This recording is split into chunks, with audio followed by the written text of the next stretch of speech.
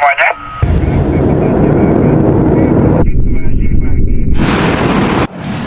வணக்கம். இன்றைய காவல் விரைவு செய்தி. கிருஷ்ணகிரி மாவட்டம் சட்டவிரோதமாக லாட்டரி சீட்டு விற்பனை செய்த நபர் கைது. கிருஷ்ணகிரி மாவட்டம் ஓசூர் டவுன் காவல் நிலைய எல்லைக்குட்பட்ட பகுதியில் போலீசார் ரோந்து அலுவலில் இருந்தபோது ஓசூர் பேருந்து நிலையத்தில் லாட்டரி சீட் விற்பனை செய்வதாக கிடைத்த தகவலின் பேரில் போலீசார் விரைந்து சென்று சோதனை செய்த போது தமிழக அரசால் தடை செய்யப்பட்ட வெளி மாநில லாட்டரி சீட்டுகளை விற்பனை செய்ய வைத்திருந்த நபரை கைது செய்து அவரிடம் லாட்டரி சீட்டுகள் பணம் 200 பறிமுதல் செய்து வழக்கு பதிவு செய்யப்பட்டது. அனுமதியின்றி சட்டவிரோதமாக எம்சாண்ட் கடத்திய வாகனம் பறிமுதல். கல்லாவி காவல் நிலைய எல்லைக்குட்பட்ட பகுதியில் வருவாய் வட்டாட்சியர் அவர்கள் தலைமையில் கிராம நிர்வாக அலுவலர் வாகன தணிக்கை அலுவலில் இருந்தபோது ஓலா எலக்ட்ரிக் பைக் நிறுவனம் முன்பாக ஓலைப்பட்டி கூட்ரோடு அருகே அவ்வழியாக வந்த வாகனத்தை நிறுத்திய போது வாகனத்தின் ஓட்டுநர் வாகனத்தை நிறுத்திவிட்டு தப்பி ஓடிவிட்டார். வாகனத்தை